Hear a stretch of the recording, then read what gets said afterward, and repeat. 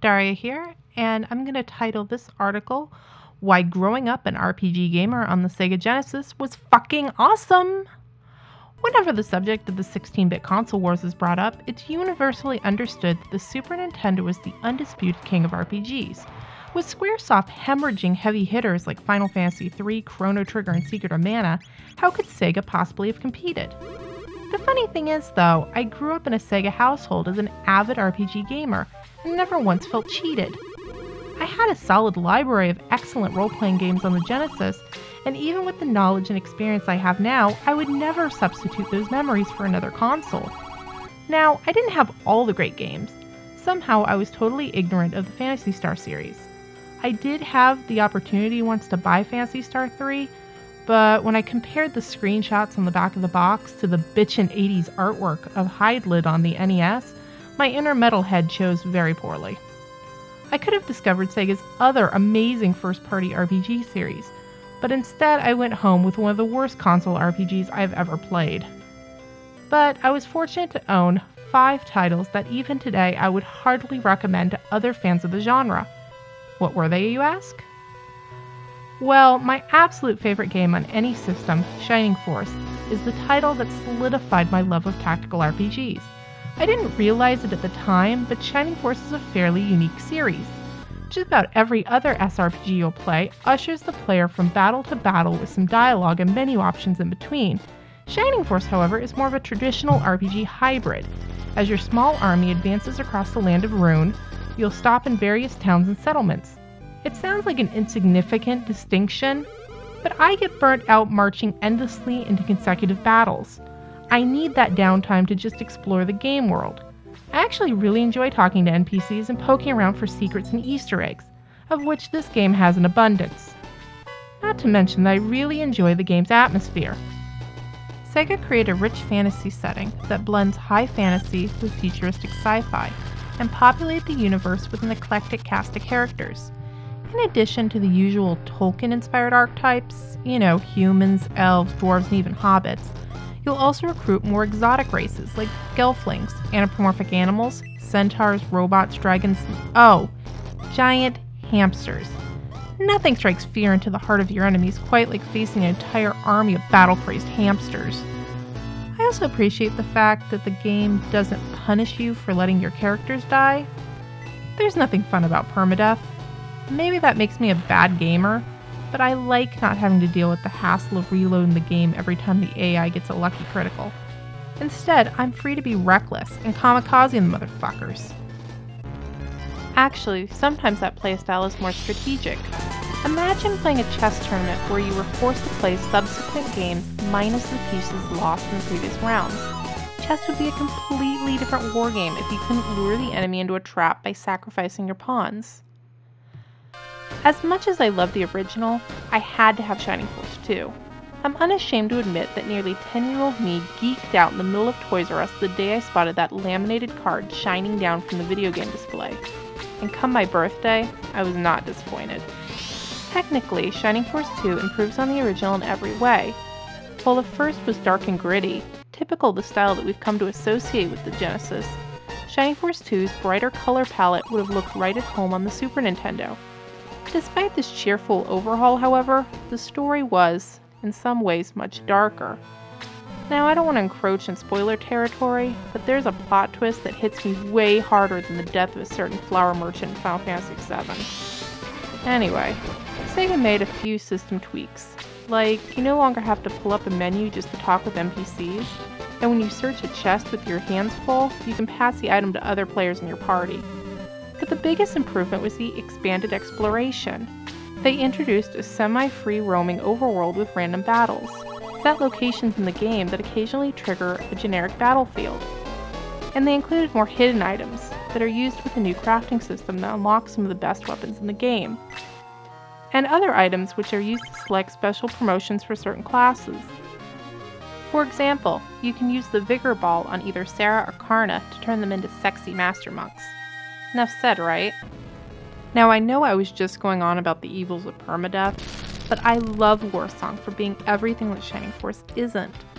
Warsong can be an excruciatingly frustrating experience, and so slow, but it also has potential to be extremely rewarding as well. General slaying in combat will not make a comeback, and choosing the correct unit types for battle is just as important as your tactics on field.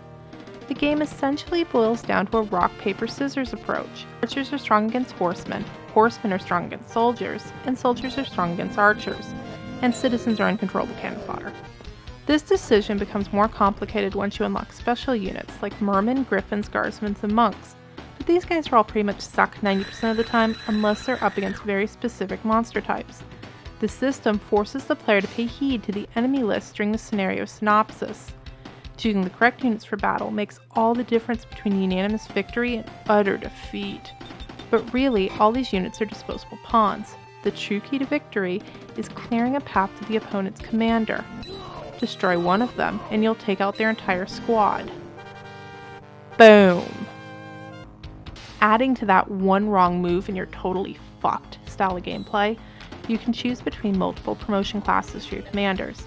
But this isn't so much a matter of personal preference as it is a pop quiz. You can completely gimp a formidable commander by choosing the wrong path. While Warsong may sound like an exercise in frustration, it is a challenge, and if you can play by its stringent rules and win, you'll feel like a venerable gaming god. It's a real shame that the rest of the series has never been officially localized for a Western release. Langrisser, the series' true name, has come a long way since this crude beginning and is renowned in Japan as being one of the greatest strategy series ever released. Dungeons & Dragons: Warriors of the Eternal Sun feels like a sort of odd duck in this list. I wouldn't claim that it's better than any of those great Super Nintendo RPGs that you might have grown up with, but I feel like it holds its own in the Genesis library. Graphically, Warriors reminds me a lot of the 16-bit Ultima titles. In fact, it probably wouldn't be inaccurate to call it a clone. Warriors is a sort of hybrid of RPG styles. When your party's exploring inside caves and castles and what have you, the game handles like a first-person dungeon crawler. But outside action is isometric top-down with a tactical style combat system. It's a little strange, but it works. The game really shines, however, in the story. Based on D&D's Hollow World, your band of adventurers come to find themselves stranded in a giant hollow crater at the center of the Earth. Whatever light source is illuminating this region never extinguishes, creating an illusion of perpetual daylight. The inhabitants of Hollow World are slowly being driven insane, and you must find a way out before your party also succumbs to madness. Did I say that this story shines? I meant that it's really fucking depressing. But it's also a much welcome and creative departure from the gather the baubles and save the world trope that we're used to. Also, these monsters are awesome. Kobold dogmen and dinosaurs? Yes, please. In the summer of '95, my family took a vacation to Walt Disney World. Despite being a total roller coaster junkie, my most magical experience of the trip was visiting the then new Sega arcade and Epcot's Innovations. It's difficult to really explain the sensation. Picture a warehouse filled with thousands of Genesis kiosks running every game imaginable. A larger-than-life Sonic towers over you from the center of the room, and every machine is on free play. The room is charged with an electronic beat pumping from the dissonance of 1,000 games running simultaneously. I remember wandering the darkened labyrinth between machines, too overwhelmed to play, but elated to watch. I was particularly enthralled while some other kid ran through Zombies Ate My Neighbors, but my mind was blown when I reached Shadowrun. A little backstory.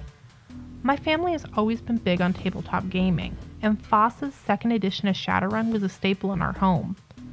So to come across the game brought to life on a video screen in the middle of Disney World was unbelievable. That Christmas, my dad bought our family 2 copies to share. Personally, I love Shadowrun because it feels like playing the pen and paper game. Sega's version manages to do a nice job of emulating the system's core mechanics. You run missions in a sandbox environment to earn money and karma. Karma serves as your experience points, and you can trade it in for increased skills and attributes. Money, of course, is spent on equipment, but also on cybernetic body modifications. The atmosphere, however, is really what sets this RPG apart from anything else available on the system. Shadowrun is set in a futuristic cyberpunk dystopia.